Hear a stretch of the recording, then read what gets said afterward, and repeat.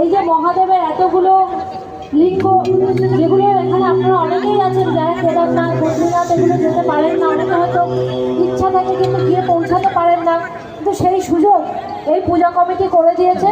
তার জন্য আমি এই পূজা কমিটিকে আমি অসংখ্য ধন্যবাদ জানাই আপনাদের এত সুন্দর একটা সুযোগ করে দেওয়ার জন্য। আর আমি মায়ের কাছে প্রার্থনা করব, মা সকলকে ভালো রাখুক, সুস্থ রাখুক এবং সকলে ভালো থাকুক। আপনারা সকলে ভালো থাকবেন, সুস্থ থাকবেন। ধন্যবাদ।